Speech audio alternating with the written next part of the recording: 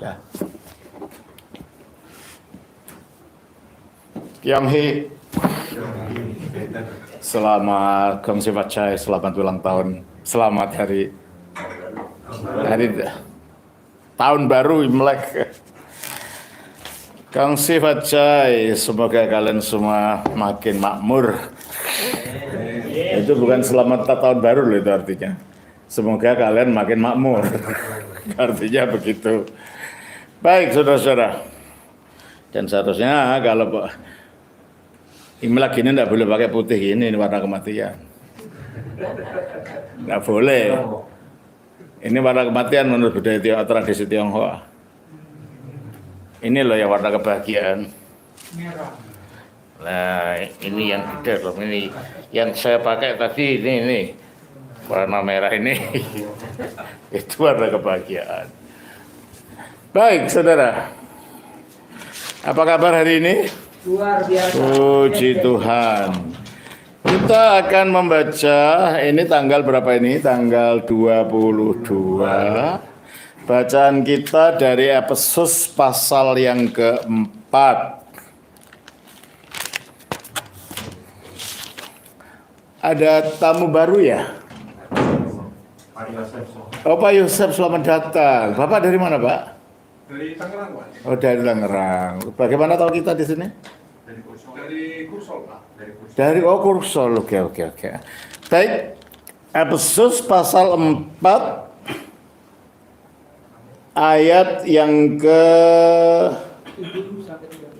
7 sampai 13. Tolong bacakan. Tetapi kepada kita masing-masing telah dianugerahkan kasih karunia menurut ukuran pemberian Kristus. Itulah sebabnya. Bukan ini di pasal ini. Pasal 3 ya. Yang mau kubus pasal berapa tadi? 7 sampai 13. Pasalnya berapa? 4. Betul. Yang saya baca betul tadi. Oke. Tetapi kepada kita masing-masing telah dianugerahkan kasih karunia menurut ukuran pemberian Kristus. Itulah sebabnya kata Nas tatkala ia naik ke tempat tinggi, ia membawa kawanan-kawanan, ia memberikan pemberian-pemberian kepada manusia. Bukankah ia telah naik? Berarti bahwa ia juga telah turun ke bagian bumi yang paling bawah. Ia telah turun, ia juga yang telah naik jauh lebih tinggi daripada semua langit untuk memenuhkan segala sesuatu. Dan ialah yang memberikan baik rasul-rasul maupun nabi-nabi, baik pemerintah-pemerintah Injil maupun gembala-gembala dan pengajar-pengajar, untuk memperlengkapi orang-orang kudus bagi pekerjaan pelayanan, bagi pembangunan tubuh Kristus, sampai kita semua telah mencapai kesatuan iman dan pengetahuan yang benar tentang anak Allah, kedewasaan penuh dan tingkat pertumbuhan yang sesuai dengan kepenuhan Kristus.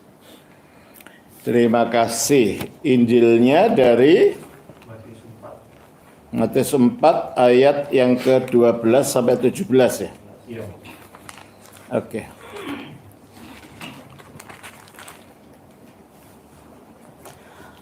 Tetapi waktu Yesus mendengar bahwa Yohanes telah ditangkap, menyingkirlah ia ke Galilea.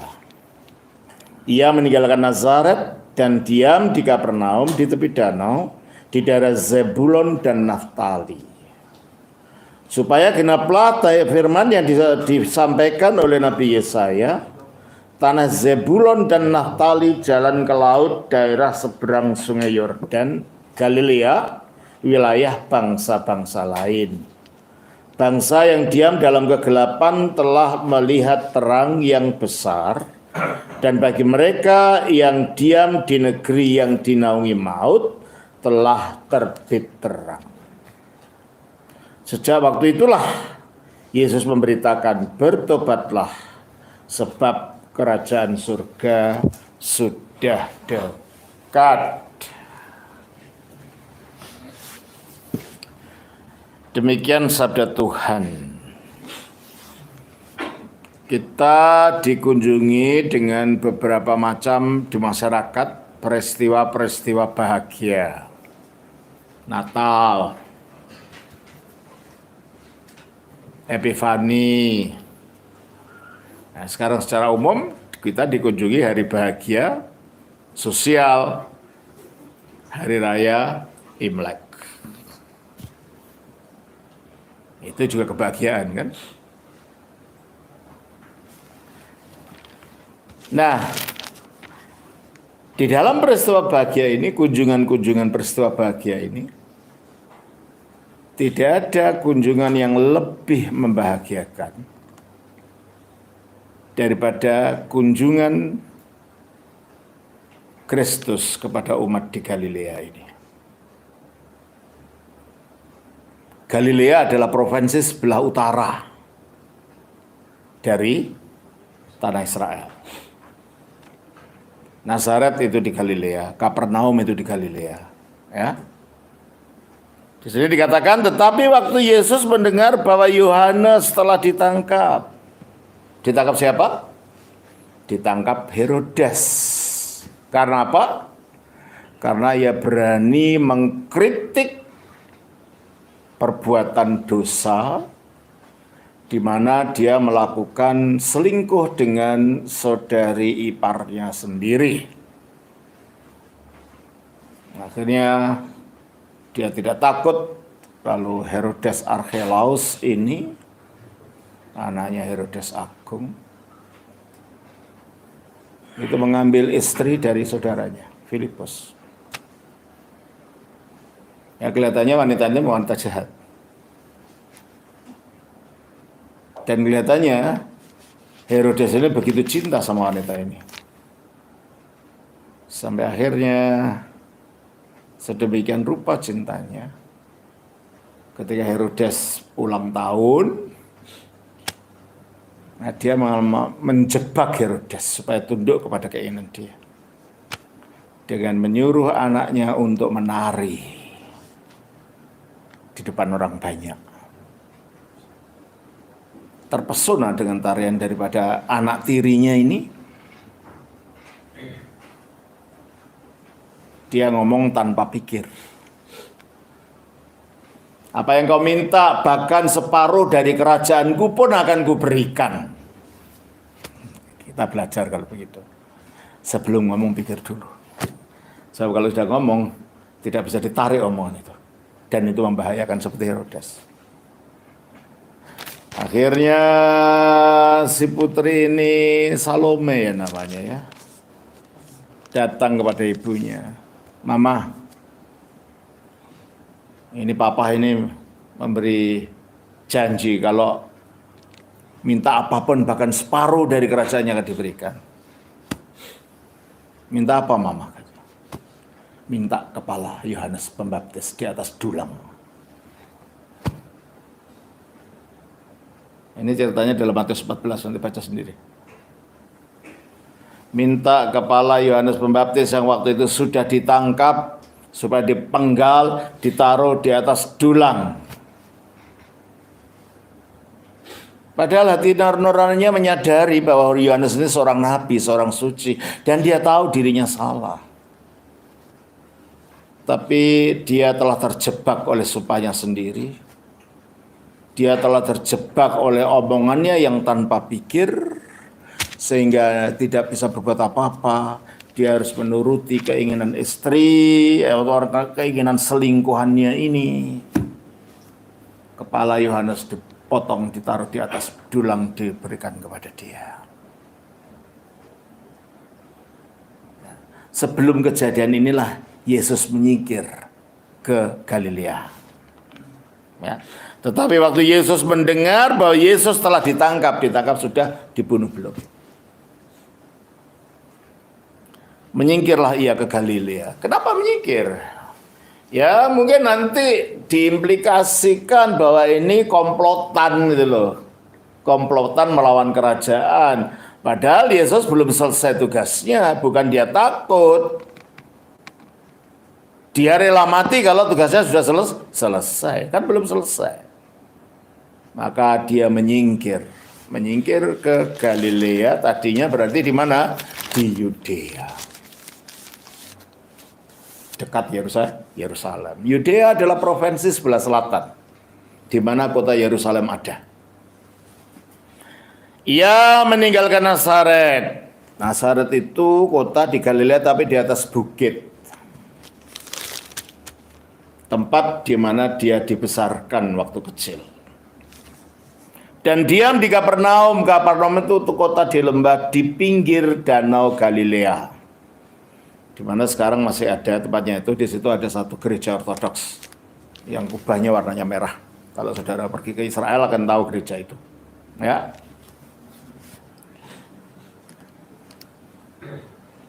Di tepi danau.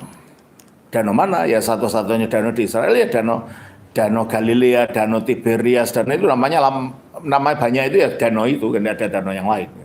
Ya. Di tepi danau, di daerah Zebulon dan Naftali. Daerahnya suku Zebulon dulu dan suku Naftali di situ itu. Nah, pada zamannya Yohanes ini, zamannya Yesus ini, ternyata itu ditempati oleh banyak orang-orang non-Yahudi. Ditempati orang-orang para penyembah berhala. Sehingga dikatakan, supaya genaplah firman yang disampaikan oleh Nabi Yesaya. Tanah Zebulon dan tanah Naftali, jalan ke laut. Laut mana? Ya Galilea tadi, karena besarnya sering disebut laut.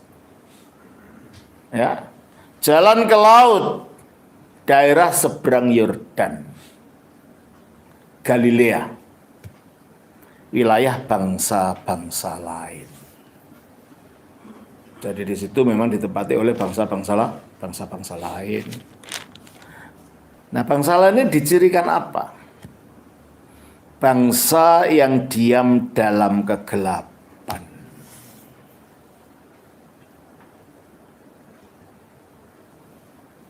Nah, bangsa lain itu dalam bahasa Ibraninya goyim. Jadi menurut istilahnya agama Yahudi, semua orang yang bukan orang Yahudi namanya orang goyim. Konotasinya sama dengan kalau agama Islam menyebut orang non-Muslim kafir. Jadi kalau orang-orang non-Yahudi disebut goyim, ya kita tahu maksudnya apa. Orang kafir, orang sesat, orang yang di dalam kegelapan. Maka dikatakan, bangsa yang diam dalam kegelapan. Ini memberikan suatu kebenaran kepada kita tentang bahwa bagi manusia yang telah tidak memiliki wahyu ilahi, seperti halnya Israel, di mana mereka diberikan Taurat, di mana mereka mengenal Allah yang benar pada saat itu. Karena pernah saya katakan, agama Yahudi yang sekarang bukan dan tidak sama dengan agama Perjanjian Lama. Kenapa? Sebab intinya agama Perjanjian Lama adalah pada kurban, pada bait Allah, pada imam. Ya. Dan bait Allah itu sudah dihancurkan pada tahun 70 Masehi oleh Jenderal Titus. Padahal menurut Ulangan pasal yang ke-12, tidak ada kurban boleh dilakukan di luar bait Allah. Nah, kalau bait Allahnya sudah dihancurkan, gimana kurban dilakukan? Ya kan? Dan tidak ada korban bisa dilakukan kalau tidak ada imam. Bangsa Israel sudah diboyong dalam pembuangan ratusan tahun yang lalu. Dan ketika mereka kembali, yang kembali hanya dua suku saja. Suku Yehuda dan suku Benyamin di bawah pemerintahan Ezra dan Nehemia. Dan karena mayoritasnya adalah suku Yehuda, maka mereka disebut orang-orang Yehuda. Atau bahasa Ibraninya Yehudim. Dari situlah akhirnya mereka terkenal dengan nama Yahudi. Ini terjadi sebelum penghancuran oleh Jenderal Titus.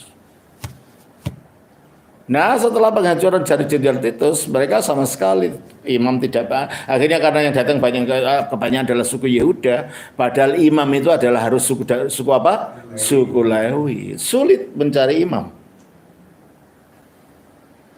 Sulit menjalankan korban. Sehingga akhirnya ibadah agama yang dianut orang Yahudi itu menjadi suatu agama baru tanpa korban. Suatu agama baru tanpa imam. Suatu agama baru tanpa bait Allah. Sehingga secara hakiki itu tidak sama dengan agama perjanjian lama. Dan agama ini diciptakan oleh siapa? Orang-orang Farisi. Dan ajaran orang-orang Farisi ini dikumpulkan dalam satu kitab, tafsiran atas tafsiran atas tafsiran dari para rabi. Dan kitab itu dinamakan Talmud. Oleh karena itu agama Yahudi yang sekarang tidak lebih tua dari iman Kristen Ortodoks. Karena munculnya adalah dalam era yang sama. Kalau perjanjian lamanya ya lebih tua, tapi yang dilaksanakan sekarang enggak. Karena itu adalah agama yang muncul dalam usaha untuk survival, ya, bertahan hidup melalui ajaran para orang-orang Farisi. Makanya agama Yahudi yang sekarang itu disebut sebagai Talmudik Yudaisme, Yudaisme berdasarkan Talmud, atau Rabbinik Yudaisme atau agama Yahudi berdasarkan ajaran para rabi. Jelas ya? Oleh karena itu saya katakan bangsa Israel yang menerima wahyu waktu itu. Ketika mereka masih mempunyai korban, ketika mereka masih mempunyai bait Allah, ketika mereka masih mempunyai imam. Pada saat itulah mereka satu-satunya bangsa yang mempunyai kebenaran. Di luar itu, bangsa-bangsa yang lain berada di dalam kegelapan. Dan Kristus datang ke tempat kegelapan ini. Sebagai apa? Sebagai terang. Makanya dikatakan bangsa yang diam dalam kegelapan. Nah ini. Ini tidak hanya menunjuk kepada orang-orang itu. Ini menunjuk kepada bangsa-bangsa secara umum. Bahwa kita ini semua ada di dalam kegelapan tanpa Kristus. Tanpa Kristus semua manusia ada dalam kegelapan. Kegelapan apa? Kegelapan ajaran, karena isinya kesesatan. Kegelapan batin, karena dirinya dikuasai oleh dosa. Oleh karena itu orang boleh beragama. Orang boleh punya ide tentang Tuhan ini. Tetapi kalau itu datangnya bukan dari wahyu, tetap gelap. Dan itulah dikatakan di dalam Efesus pasal 4 ayat 17.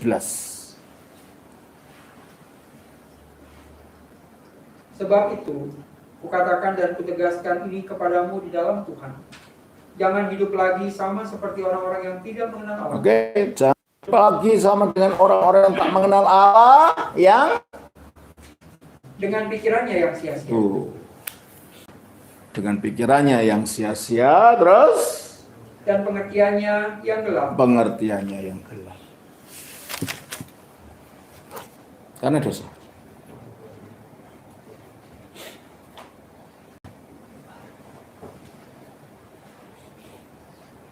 Nah inilah masalahnya. Tapi di dalam kegelapan itu bukan berarti Allah meninggalkan manusia, sama sekali juga tidak. Tapak kebenaran masih dapat kita jumpai di dalam diri manusia dan di dalam budaya manusia. Contohnya Imlek ini. Ya mungkin kalau kita tidak ngerti, wah itu sesuatu yang tidak ada kaitannya dengan Tuhan. Cobalah kita pikir. Sebelum tanggal 24 Imlek, 24 bulan 12 ya.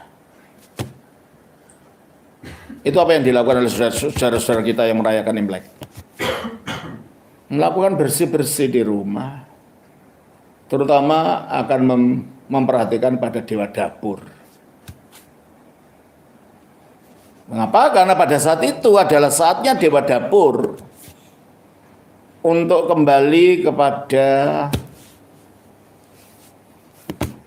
Kaisar Gyakgyokte, raja surga itu. Nah, kembali untuk apa? Kembali untuk melaporkan tingkah laku penghuni rumah selama itu yang dewa dapur selalu memperhatikan. Nah, dewa dapurnya tidak bisa dibohongin. Kalau di dapur itu tempat orang makan, tempat apa. Kalau pertengkaran ya ditahu oleh dewa dapur. Nah, nanti takut dilaporkan yang jelek-jelek kepada kaisar di langit sana. Maka di dalam salah satu versi daripada tradisi ini, patung dewa dapur itu sebelum berangkat mulutnya akan diberi madu. Patungnya diberi madu, diolet-olet gitu. Supaya apa? Supaya lidahnya akan menjilat-jilat bibirnya, jadi yang dirasa manis-manis. Dan ketika menghadap raja surga sana, kaisar surga, yang diomongkan cuma yang manis-manis saja mengenai keluarga itu. Jadi usaha menyuap dewa dapur. Udah kamu tahu tingkah laku kami di rumah ini, tapi jangan ya aku beri madu kau mulutmu. Atau kalau tidak, versi lain akan diberi uang-uangan dari kertas di sakunya. Supaya apa? Atau kalau tidak, akan diberi arak. Supaya dewanya mabuk. Sehingga lupa ngomong yang jelek-jelek. Mengomongkan yang jelek-jelek pada keluarga itu. Atau kalau tidak diberi kue keranjang. Supaya apa? Supaya giginya lengket, bisa ngomong. Sehingga ketika sampai di hadapan Kaisar Gyokte, tidak bisa apa-apa. Ya, kita mungkin mentertawakan. Kok tahayul? Sebenarnya itu bukan tahayul. Sebenarnya ada satu kerinduan rohani di dalam hati manusia-manusia ini, hanya diekspresikan secara simbol. Kerinduan rohani apa? Manusia sadar bahwa selama setahun dia telah berbuat dosa. Betul? Makanya bersih-bersih. Selama setahun dia telah berbuat dosa. Nah kalau dosa itu dihukum kan? Bahasanya bukan dihukum, dilaporin. Nah kalau laporannya jelek di hadapan Kaisar Gyokte, apa yang diberikan? Nggak ada hoki dalam hidup selama itu. Berarti tidak ada berkat. Berarti tidak ada karunia. Berarti tanpa sadar budaya ini sebenarnya yang diciptakan nenek moyang pada ribuan tahun yang lalu, menyadari bahwa manusia itu membutuhkan pengampunan. Menyadari bahwa manusia itu membutuhkan, bahwa dirinya itu berdosa yang perlu pengampunan. Nah, caranya apa? Ya caranya pengampunan supaya dosanya tidak dilihat oleh Tuhan. Yang mau lapor mulutnya ditampel gitu. Ngerti? Pelapor dosa-dosa itu supaya tidak sampai laporannya ke Tuhan, diberilah arak tadi, diberilah uang-uangan tadi, diberilah kue keranjang tadi. Tujuannya supaya tidak dilaporan. Berarti ada apa? Ada rasa takut hukuman atas dosa.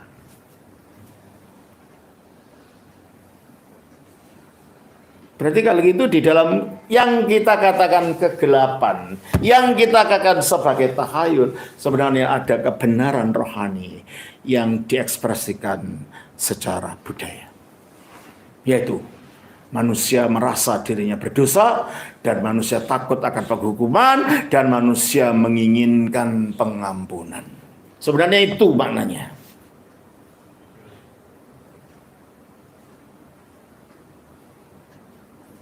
Maka dikatakan manusia adalah kegelapan, tapi tidak total kegelapannya itu.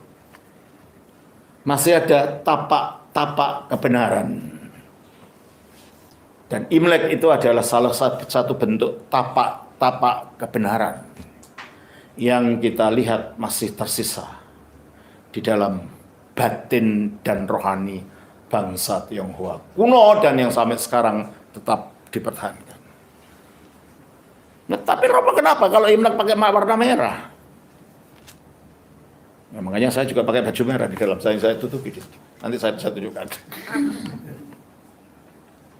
Mengapa warna merah? Ceritanya gini. Ini salah satu dari versi cerita ini. Ada macam-macam cerita. Versi yang saya suka. Di suatu hari ada di suatu desa. Itu kedatangan suatu monster.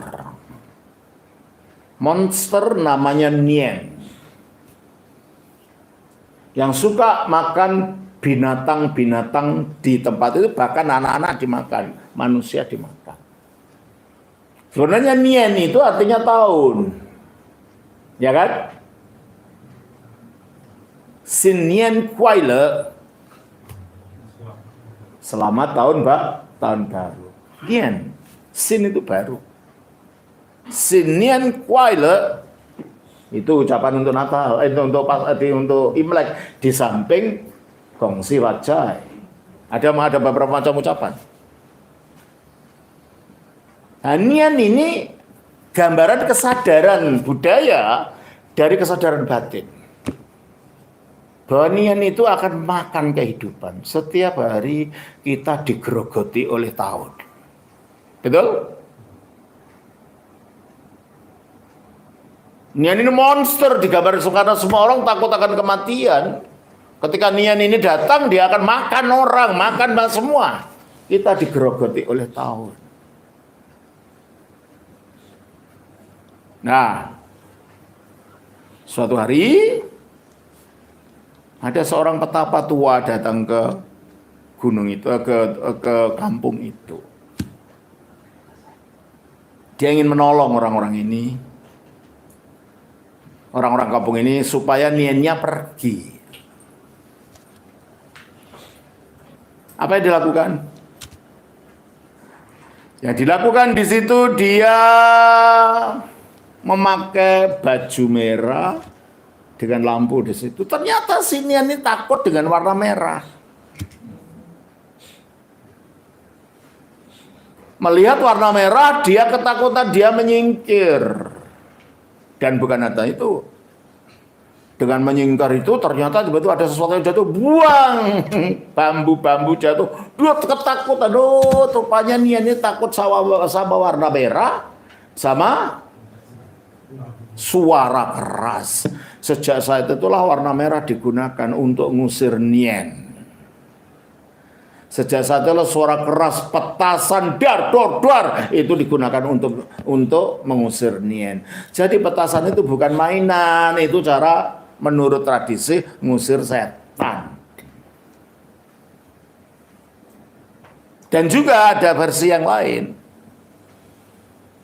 Yang ngusir setan ini singa datang ke situ makan Nian-Niannya takut. Akhirnya Nian ini singanya itu digambar sebagai barongsai. Ya, kalau kita lihat segitu aja kita nggak tahu maknanya apa. Maknanya berarti pertama, singa mengalahkan Nian, kematian. Kita orang Kristen mengerti di dalam Wahyu 5 ayat 5. Coba baca apa itu? Wahyu 5 ayat 5.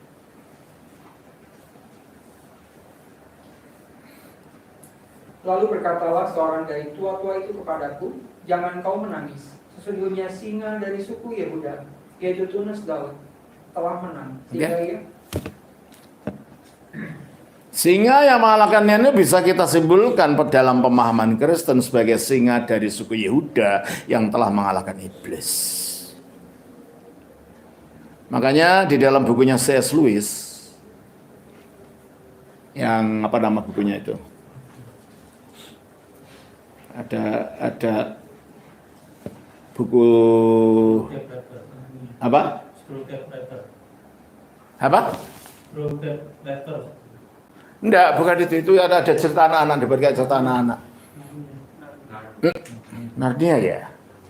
Itu ada satu tokoh yang dinamakan aslan wujudnya adalah singa yang menurut C.S. Lewis itu gambaran daripada Kristus. Tanpa sadar, budaya Tionghoa mengharapkan datangnya sang singa ini.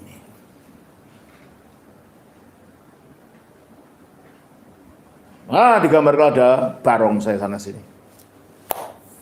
Untuk sebenarnya itu mengusir setan gitu loh. Dan kita tahu yang dapat mengalahkan iblis adalah Kristus, sang singa yang sebenarnya itu.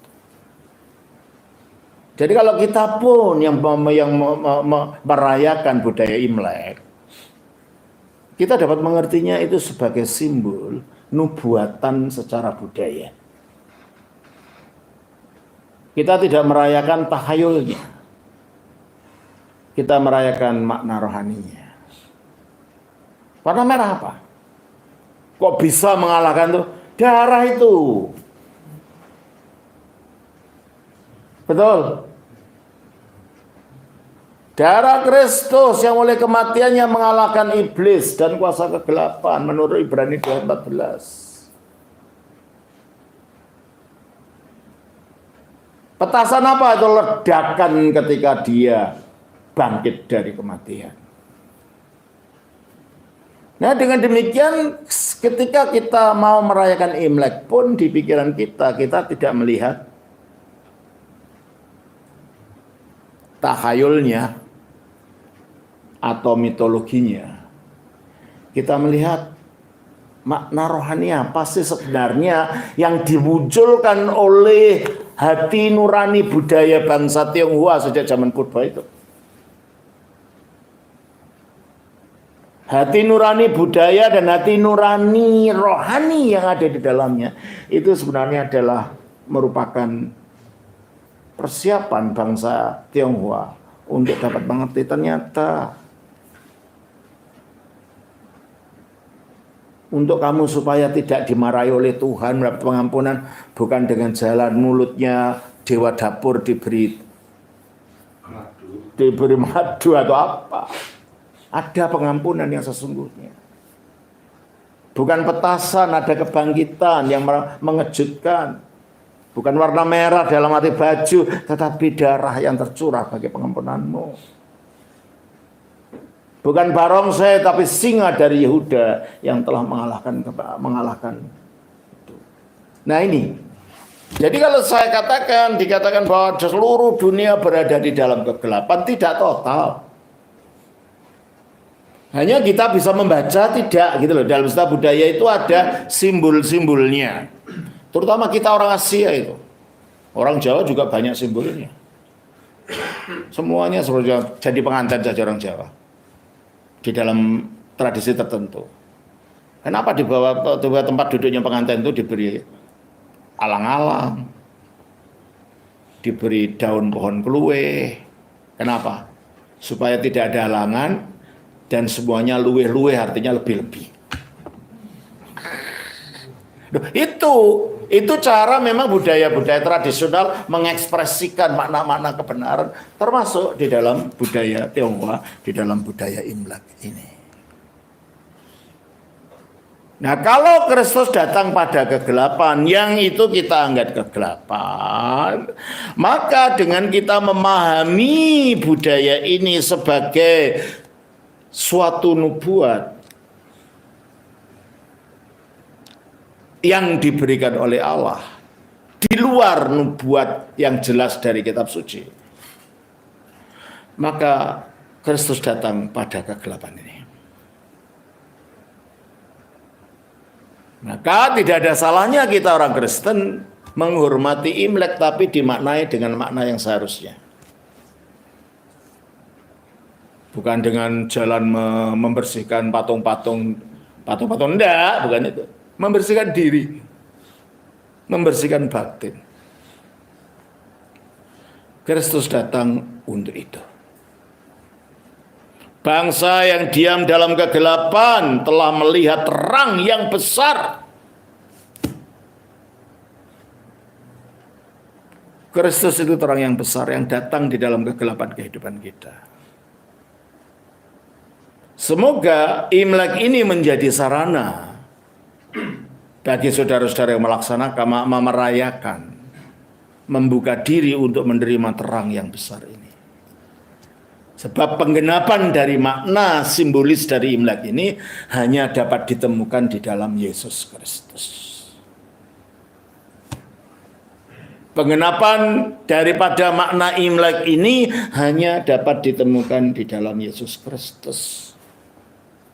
Seperti penggenapan yang lain dalam budaya. Pada awal-awal saya memberitakan Injil di wilayah Solo, di desa. Dan ketika itu saya menghadapi orang-orang yang tidak bisa baca di desa. Saya menggunakan budaya yang diketahui oleh mereka, yang saya tahu. Saya tanya, bapak-bapak, ibu-ibu, saya bilang, menurut wayang, rajanya dewa itu siapa? Oh, Bathara Guru, maksudnya dewa guru, dewa Siwa. Yang mengantarai rajanya dewa dengan manusia siapa? Oh, Bathara Naroda. Ya. Nah, Naroda itu nama lainnya apa? Naroda itu nama lainnya Kaneka Putra. Tahu nggak bapak-bapak apa artinya Kaneka Putra? Saya bilang itu. Enggak, itu dari kata Kanya Kaputra. Kanya itu artinya perawan, Kaputra itu diperanakkan. Saya bilang itu akhirnya jadi apa? Kalau gitu Naroda itu simbolnya apa? Simbol orang yang diperanakkan perawan. Tahu nggak siapa yang diperanakkan perawan di dunia ini? Yang menjadi pengantara antara rajanya dewa dengan manusia. Hanya satu, Tuhan Yesus. Akhirnya mereka mengerti gitu loh. Jadi kita ya kayak orang Batak dulu ngertinya tentang kekerasan melalui budaya namanya Dalian Natolu. Dari situ mereka.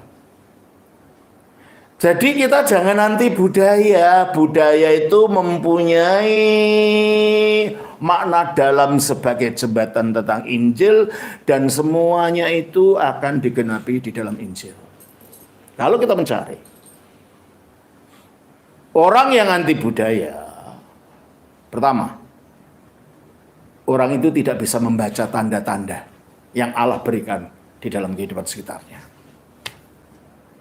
Makanya saya ini orang suka budaya Jawa, iya, budaya Cina, iya, budaya apa, saya suka semua.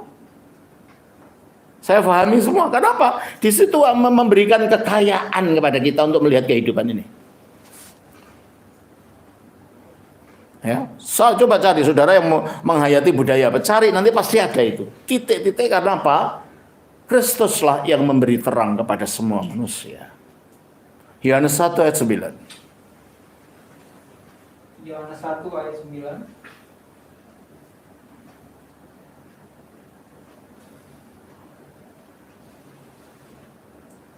Terang yang sesungguhnya yang menerangi setiap orang. Nah itu. Kalau ada terang yang sesungguhnya menerangi setiap orang, itulah Yesus. Jadi kalau ada terang kebenaran dalam budaya, dalam agama, dalam filsafat, itu ketemunya di Yesus. Ya seperti Imlek tadi saya jelaskan. Ketemunya tentang di Yesus. Nah, kepada bapak-bapak yang di desa-desa tadi waktu saya di Solo dulu. Bapak-bapak, ibu-ibu ada ibunya juga sih. Kalau kita ada acara apa-apa, kita selalu mengadakan kenduri. Kenduri itu disebut apa? Selamatan. Dalam bahasa Jawa, kata benda kalau di belakang dibelian itu artinya etoan. Anak-anak artinya bukan anak sungguhan. Pasaran artinya bukan pasar, itu mainan. Ya kan? Apa tadi? Iwaan, artinya ikan-ikanan itu mainan. Nah kalau selamat, jadi selamatan berarti nggak selamat sungguh itu.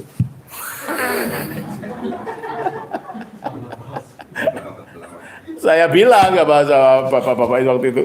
Udah sana itu selamatan ya, enggak selamat sungguh. Mereka kayak melongong gitu loh. Oh gitu tuh artinya. Iya, kalau semua apa kayak itu di bahasa Jawa kan artinya tidak sungguhan ya bilang gitu. Lalu gimana Romo? Nah, mau cari yang sungguh selamatnya. Iya, maknanya ada di situ. Kenapa sih ada tumpengnya itu?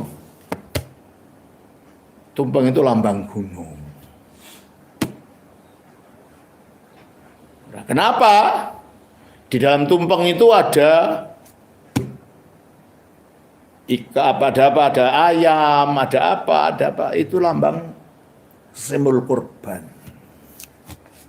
Di mana ada gunung, ada kurbannya yang dapat menyelamatkan. Ada gitu saya. Di mana ada gunung yang ada kurbannya yang dapat menyelamatkan, cuma satu, Gunung Golgota. Jadi kita harus bisa membaca budaya ini. Ya. Nah, makanya ini kebetulan ini Imlek gitu loh, saya jelaskan sekalian gitu loh. Bahwa pada akhirnya itu simbol-simbol ini yang kelihatannya seperti sesuatu yang tidak masuk akal, ternyata ada satu makna yang dalam kalau kita mengerti ini. Yang mempunyai kontak dengan Kristus. Nah, dikatakan di sini. Makanya mengapa saya ini mencintai budaya, karena budaya itu cara Allah memberikan wahyu secara umum pada manusia. Budaya apapun, bahkan budaya yang kelihatannya sangat buruk. Saya pernah membaca buku namanya Anak Perdamaian. Karangan seorang misionaris dari Amerika. Namanya Don Richardson. Dia menginjili ke Papua, ke suatu suku namanya suku Sawi. Suku ini selalu berperang bunuh-bunuhan satu dengan yang lain. Dan suku ini punya budaya yang aneh. Kalau kita di budaya yang lain, kalau persahabatan itu kan dianggap yang paling diinginkan kan. Kalau bersahabat ya berbaik pada sahabat itu. Enggak. Kalau dalam budaya suku ini, barang siapa bisa membunuh sahabatnya dan akhirnya sahabat itu bisa dimakan, dia itu pahlawan. Coba. Barang siapa bisa membunuh sahabatnya dan dimakan, suku primitif ya, itu adalah pahlawan. Nah dia nggak tahu si Don Richardson itu waktu datang ke Thailand itu, dia nggak tahu bahwa ini budayanya seperti itu. Dia akhirnya membuat rumah di antara daerahnya dua suku ini. Dan kalau dua suku itu perang panah-panahan pasti di depan halaman rumahnya. Suatu hari dia diinjililah mereka. Gini-gini tentang hidupnya Yesus, dan akhirnya sayang Yesus itu dikhianati oleh Yudas Iskariot. Tahu nggak? Semua berdiri bersama, hidup Yudas.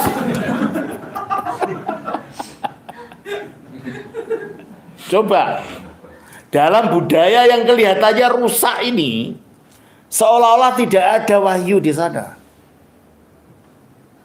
Akhirnya dia berdoa terus, gimana Tuhan caranya menginjili orang semacam ini. Orang sahabatnya membunuh temannya kok malah dianggap pahlawan. Caranya nerangkan gimana gitu. Nah, suatu hari setelah beberapa minggu mereka tidak perang, biasanya hampir setiap minggu mereka perang. Kok tidak perang ini suku ini? Nah, ditemuilah tua-tuanya, kenapa kalian tidak perang? Enggak, karena kami memelihara sanom. Sanom itu apa? Nah, ternyata itu artinya anak perdamaian. Ya. Jadi kalau suku ini janji dengan suku yang lain, ada anak bayinya itu anak dari pihak sana diberikan kepada suku ini dan dipelihara. Selama anak yang dipelihara tetap hidup, tidak ada peperangan, mereka damai. Lalu teringat di dalam hati pikirnya si Don Richardson ini. Wah, ini caranya. Akhirnya suatu hari semua dua-duanya dikumpulkan. Saudara, kita ini berbahaya. Kita mau diserang satu suku luar biasa yang tinggalnya di langit sana. Tentaranya banyak mau nyerang kita. Wah, kebingungan mereka kan. Maksudnya Tuhan maksudnya. Ada suku tinggalnya bukan di tanah ini tapi di langit sana. Dia mau menyerang kita katanya gitu. Mereka kata, "Loh gimana nih?" Ya gimana caranya? Harus ada sanom. Kata gitu. Dia sudah punya sanom diberikan kita, mau terima enggak? Anaknya diberikan untuk kita supaya kita damai. Akhirnya mereka terima Yesus. Ternyata budaya yang tadinya kelihatannya buntu, tidak ada jalan untuk menyampaikan, ternyata ada jalan lain. Berarti saya katakan di setiap budaya itu biarpun kita belum bisa baca, di sana selalu ada celah-celah di mana kebenaran itu bisa bersinar. Makanya jangan anti budaya. Jangan semua budaya disetan-setankan. Ini budaya-budaya yang tidak memahami kehidupan secara dalam itu gitu. Ulos yang di Batak sana dijelek-jelekan. Nanti pada waktu zaman Belanda orang-orang Jawa mau jadi Kristen, ada 10 perintah gereja. 1, tidak boleh main gamelan. 2, tidak boleh main wayang kulit. Loh, padahal itu jantung dari budaya Jawa, dilarang. Tidak boleh nembang Jawa, tidak boleh. Ada 10, saya lupa itu jumlah itu. Nah, ini mematikan budaya. Nah, kita tidak. Kenapa? Kristus datang sebagai terang di dalam apa yang kita anggap kegelapan. Kegelapan bentuk apapun ketika Kristus datang akan disinari dan kegelapan itu akan ditransformasi, bukan dirusak dan bukan dihancurkan. Ketika ada usaha misi dengan penghancuran budaya, ini bukan misi yang bersifat inkarnasionis. Kalau inkarnasi, Kristus dari budaya surga, tanda kutip budaya, masuk ke dunia menggunakan budaya dunia, jadi orang Yahudi, menjadi manusia, supaya apa? Supaya keselamatannya bisa diterima oleh dunia.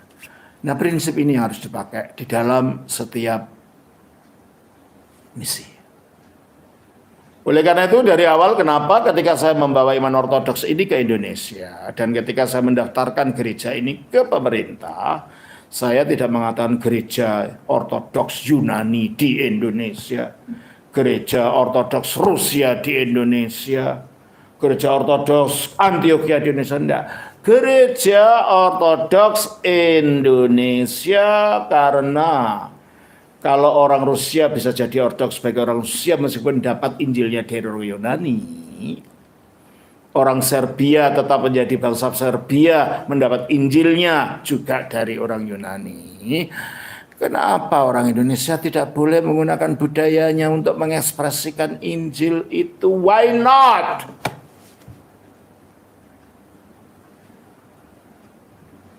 Jadilah diri kita sendiri, bukan yang lain. Ya kayak kata Bung Karno, kalau kamu jadi Hindu jangan ke India-Indian. Kalau kamu jadi Islam jangan ke Arab-Araban. Kalau kamu jadi Kristen jangan ke Yahudian. Kalau kami Ortodoks jangan ke Rusia-Rusiaan, kamu bukan orang Rusia. Kamu kalau jadi Ortodoks jangan ke Yunani-Yunanian, kamu bukan orang Yunani. Tidak bisa. Kita orang Indonesia dan kita punya identitas kita sendiri. Jadikanlah Kristus hadir di dalam kehidupan kita sebagai orang Indonesia. Seutuhnya Indonesia, seutuhnya ortodoks, itu yang harus menjadi moto kita. Moto kita. Ada kecenderungan ya, entah kalau supaya dianggap hebat gitu, wah orang hidungnya pesek, kulitnya hitam, kalau ngomong bahasa itu harus bahasanya orang asing. Jadilah diri kita. Salah satu hal yang saya salut dengan budaya Tionghoa, dimanapun budaya itu ada, tetap ciri Tionghoanya tidak hilang. Kita loh orang Indonesia loh gampang sekali budayanya digerus oleh orang luar. Ada yang ingin jadi orang Arab, ada yang ingin jadi orang Barat, ada yang jadilah orang Indonesia. Dirimu engkau diciptakan dan diperintahkan oleh Tuhan di dunia untuk jadi orang Indonesia, bukan jadi orang Arab, orang Syria, orang Persia, orang Yunani, bukan.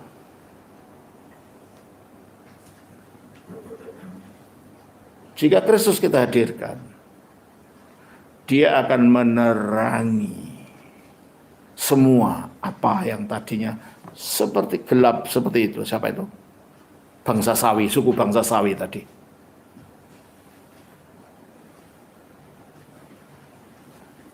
Kembali kepada Matius tadi.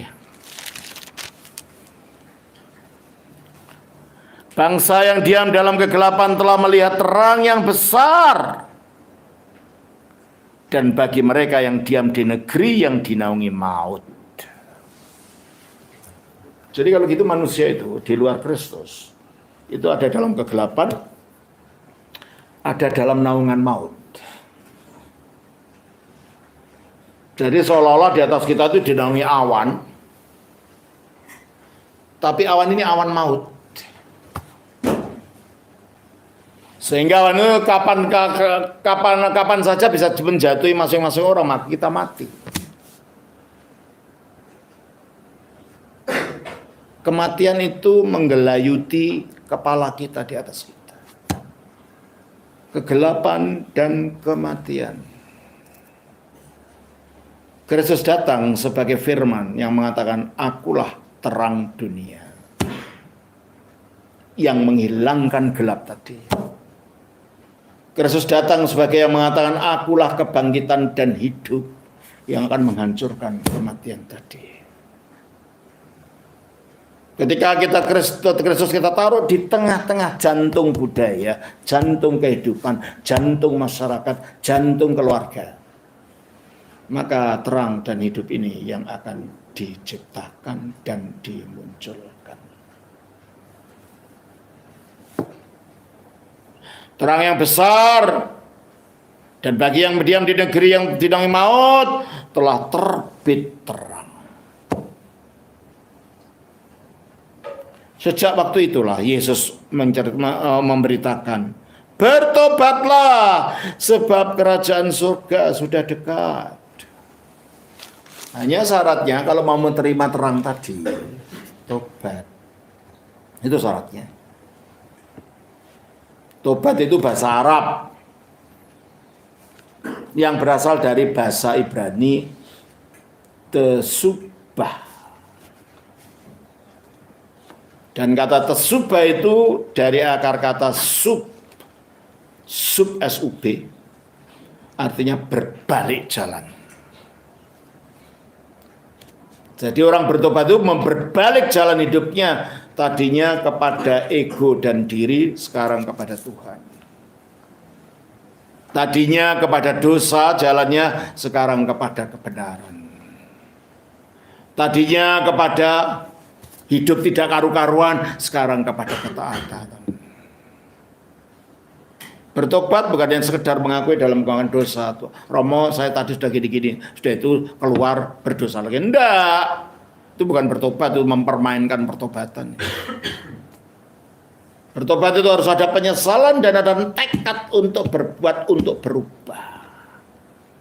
Dan jikalau kita ingin sang terang ini masuk ke kita dan memberikan dampaknya kepada kita, Pintu tobat harus kita lakukan. Pertobatan itu harus menjadi ciri kehidupan Kristen. Jadilah orang Kristen, bukan hanya orang beragama Kristen. Bertobatlah sebab kerajaan surga sudah dekat. Nah, kerajaan ini apa? Kerajaan ini bukan kerajaan politik, bukan kerajaan duniawi. Kita baca dalam Lukas pasal yang ke-21. Lukas pasal yang ke-17 ayat 20-21. Atas pertanyaan orang-orang Farisi, apabila kerajaan Allah akan datang, Yesus menjawab katanya, kerajaan Allah datang tanpa tanda-tanda lahiriah. Oke lah, bukan dalam lahiriah. Terus? Juga orang tidak dapat mengatakan, lihat, ia ada di sini atau ia ada di sana. Nggak bisa dilihat dengan mata, bukan kerajaan dunia ini kok. Tetapi sebab sesungguhnya kerajaan Allah ada di antara kamu. Bahasa aslinya itu Ivasilia tu theu endos imun estin. Lihatlah, kerajaan Allah itu ada di dalam kamu, bukan di antara. Di dalam kamu. Berarti kerajaan rohani. Allah yang meraja di dalam hidup kita melalui rohnya di dalam energi ilahinya. Dan itulah yang akan memberikan terang batin tadi. Itulah yang akan memberikan terang kehidupan tadi. Di dalam relung kehidupan hidup kita. Di dalam relung batin kita yang penuh kegelapan itu akan mendapat sinar terang ini.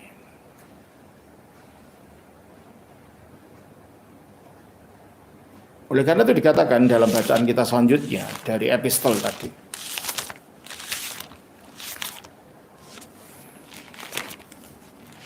Epistol di dalam Efesus pasal 4 ayat 7. Bacakan. Tetapi kepada kita masing-masing telah dianugerahkan kasih karunia menurut ukuran pemberian. Iya tuh. Setelah kita bertobat dan kerajaan Allah masuk kepada kita, maka masing-masing kita akan diberi kasih karunia itu. Dengan itu Tuhan Romo, saya tidak diberi kasih karunia. Kalau Alkitab mengatakan kita diberi. Hanya kita bisa menemukan kasih karunia di dalam diri kita, enggak. Jangan cari kesenangan, cari dalam dirimu. Masing-masing kita diberi. Besar atau kecil itu ukuran yang diberikan oleh Kristus. Baca lagi itu, 4 ayat 7 itu. Tetapi kepada kita masing-masing telah dianugerahkan kasih karunia menurut ukuran pemberian. Menurut ukuran pemberian. Jadi nggak bisa iri. Kok dia diberi gitu? Kok dia bisa begitu? Ya itu ukurannya diberikan oleh yang memberi. Kok kamu iri? Ini bukan partai politik loh ya. Iri ini, iri itu. Enggak. Dalam gereja ini bukan partai politik. Ini kasih karunia. Terang yang masuk pada kita itu akan memberikan karunianya masing-masing. Maka kenali kepada terang itu dalam dirimu. Sehingga kita tidak mengirikan satu dengan yang lain, malah kerjasama yang satu mendukung yang lain gitu loh. Nah, sering kan sekarang gereja jadi kayak partai politik. Wah, menjadi ketua sinode, wah pakai kampanye gitu kan. Bahkan sudah menjadi anggota majelis, kampanye sana sini loh. Ini untuk melayani atau untuk apa gitu loh.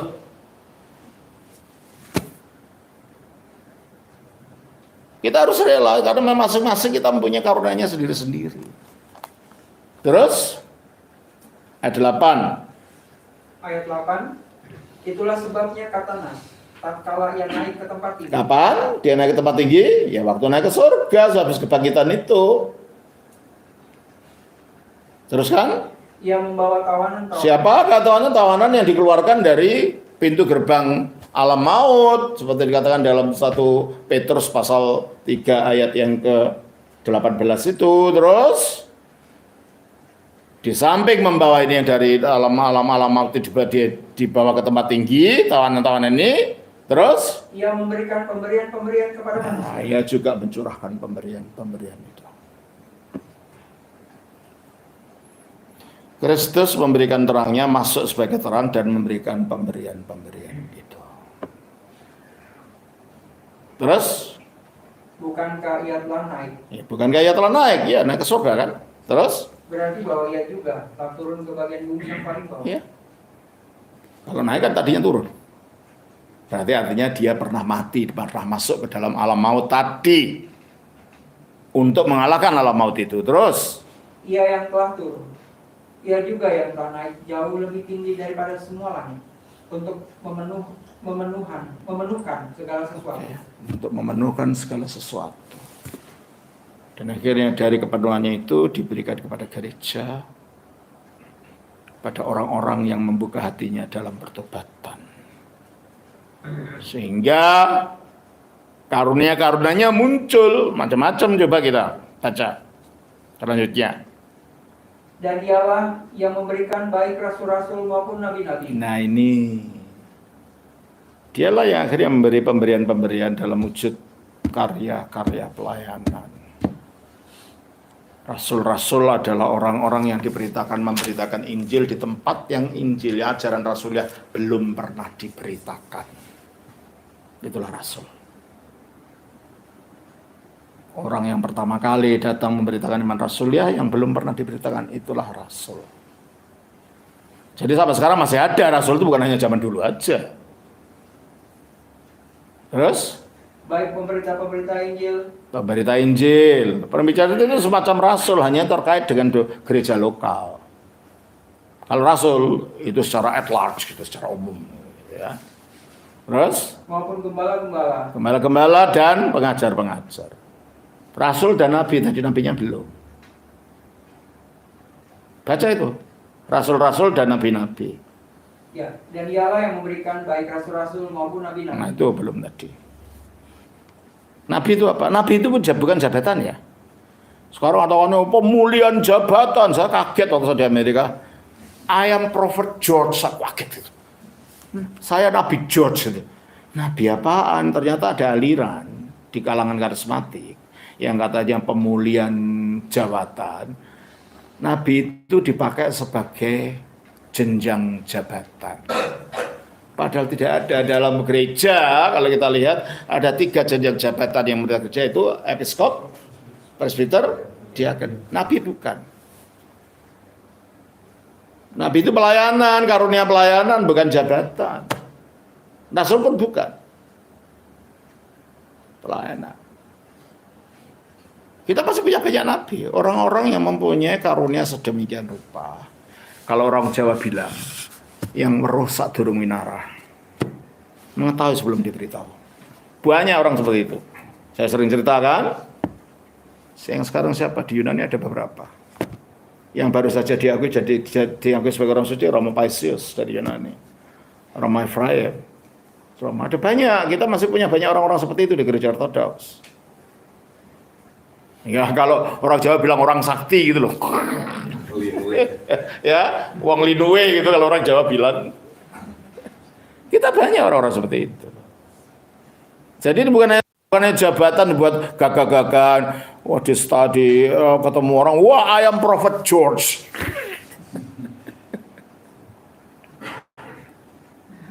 Ada lagi kemarin 2 tahun yang lalu dari Papua. Orang Batak ya, ngaku sebagai Paulus yang kedua. Lihat nggak dia tuh? Apa siapa yang lihat di YouTube?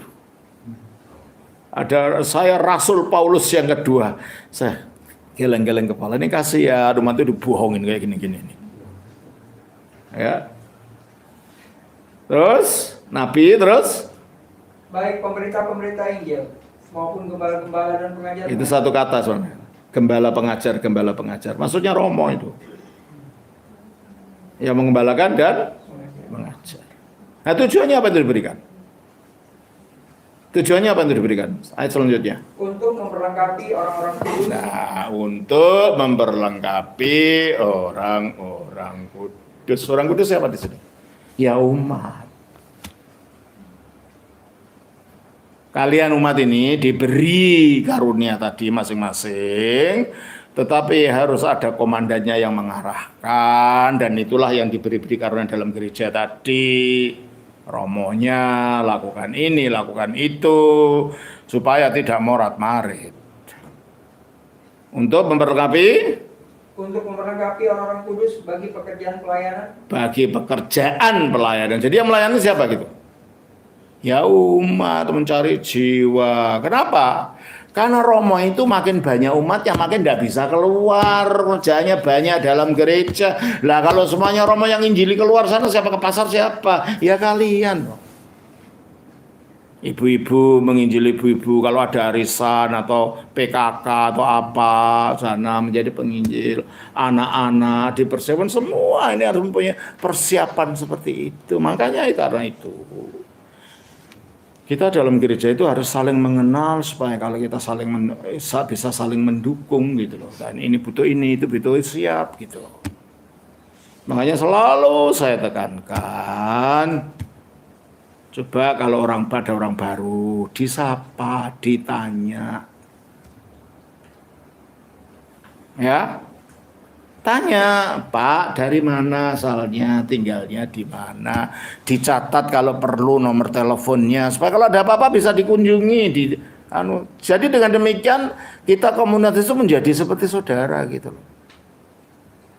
Jangan sampai ada yang tidak kenal dalam gereja satu dengan yang lain. Coba nanti lihat kiri kanan ya, sudah gereja ya. Saya belum kenal Bapak itu atau Ibu. Ayo coba cepat berdiri. Jabat, Bu, dari mana nama saya ini? Supaya apa? Supaya kita betul-betul merasa kita bersaudara gitu loh ya. Seperti ini kemarin yang di Garut itu. Ya kan? Ya sebenarnya saya sudah menolong Bapak itu, sudah, tapi saya nggak ngomong. Tapi memang kurang untuk dia diusir kan. Dia menjadi Kristen, dia diusir. Dia mau jadi Ortodoks. Dia diusir sama keluarganya. Ibu itu malah dipukuli sama apa itu? Untuk alat masa itu apa itu? Bukan sudel yang dari batok, irus dituduhi gitu, ditepa sama keluarganya. Pindahlah dia diblok bapaknya, dia tidak bisa kerja sama sekali. Dan waktu saya kunjungi ke sana itu, saya siang-siang anaknya semuanya belum makan, saya kasihan. Dan akhirnya dia harus diusir dari rumah itu juga. Dia pas nggak bisa kerja dan harus nyewa rumah. Ya, akhirnya makanya saya beritahu Pak Nurdin kemarin, Pak tolonglah beritahu pada umat kalau bisa menolong orang ini. Kadang dia betul-betul dia ingin menjadi Kristen, tapi dia tidak punya sarana kan dia menolong, karena semua memusuhi dia dalam satu kampung itu. Dan sekarang diusir dari rumah yang terakhir. Nah, kalau kita tidak saling mengenal, kita membantu kan curiga, nanti dibohongin, nanti lah. Makanya perlu saling mengenal. Ya. Di sini bukan tempat sombong-sombongan. Tapi di sini tempat untuk kita bersaudara. Mengenal satu sama lain supaya apa? Ketika kita membutuhkan pelayanan seperti ini, kita bisa saling mendorong, kita bisa saling bergandengan tangan. Nah, itu efek dari terang tadi. Terang yang mendatangi kita. Efesus 4 ayat 13 ya sekarang. Iya. Terus? Sampai kita semua Mari ada ayat 12 dulu. untuk memperlengkapi orang kudus bagi pekerjaan pelayanan, bagi pembangunan tubuh Kristus. Bagi pembangunan gereja. Jadi kalau gitu yang membangun siapa? Ya kita lah, ya umat lah, rame-rame gitu ya. Makanya saya dorong kembali, dukung Pak Dedi dalam mencari dana ini. Untuk apa? Untuk kita memberi tempat ini jadi gereja kita. Cobalah carikan, maulah berusaha, jangan hanya diingatkan baru ingat, jangan. Bantu. Coba pada akhirnya nanti gerejanya harus gereja kita. Nah, kalau kita harus kita sama-sama kan. Dulu visi tentang otot itu adalah visi saya. Tapi tidak mungkin sekarang saya mengatakan begitu. Ini visi kita bersama. Maka kita harus bersama-sama. Ya. Nah, kalau bisa coba caranya, kalau mempunyai cara, jadi yang lain punya cara bagaimana menggalang dana sama-sama. Namanya apa? Liburan, anak-anak muda diajak, ayo kita membuat apa? Membuat itu cuci mobil, gitu ya, di pinggir jalan nyuci mobil rame-rame, uangnya dimasukkan kas, kan bisa dapat uang. Kenapa sih kurang kreatif gitu? Ibu-ibu, ayo ibu-ibu sekali sebulan rame-rame kita bikin kue di dapurnya gereja itu. Nanti pokoknya kita jual sama-sama di mall sana. Pas ada apa, pas ada festival, dapat uang diberikan lagi. Kenapa tidak? Kenapa diam-diam ngah aja? Aduh nggak dapat, oh nggak bisa. Nggak ada usaha kok. Saya tahu, seperti tahu saudara ya. Waktu saya di Amerika, di gereja di mana saya ada. Setiap musim setiap musim panas, mereka mengadakan festival budaya. Ya karena mereka orang Yunani, ya budaya Yunani, ada makanan Yunani, ada tarian-tarian Yunani. Apa? Menjual karcis, orang luar datang. Di samping orang luar menikmati budaya, akhirnya diajak keliling tur ke dalam gereja, diinjili gitu kan. Ayolah kita berkreatif gitu loh. Ya. Yang kreatif, jangan hanya datang untuk mendengar khotbah senang pulang, dah. Terus memberikan persembahan berapa? Jangan 5.000 loh ya, jangan 1.000 loh ya. Tuhan Yesus kok disamakan pengemis.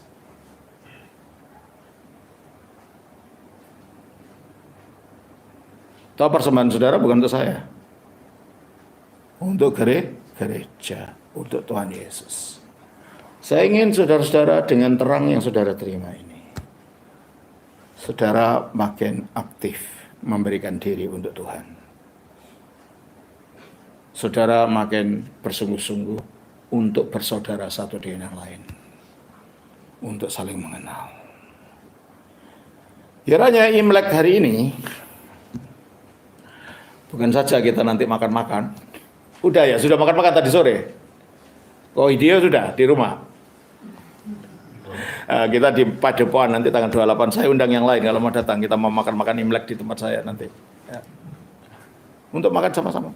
Semoga Imlek ini bukan hanya untuk itu saja, tapi juga untuk mengingat makna yang sudah saya jelaskan tadi dan membuat kita makin terlibat di dalam karya Kristus dan gerejanya. Yang mudah-mudahan terutama. Yang mudah-mudahan mari berikan tenagamu. Ya Romo, saya mau begini, Romo segitu. Banyak yang kamu bisa lakukan untuk mendapatkan itu. Ya, baik. Kiranya Tuhan berkati saudara sekalian. Shalom. Atas nama Bapa, Putra, Roh Kudus. Amin.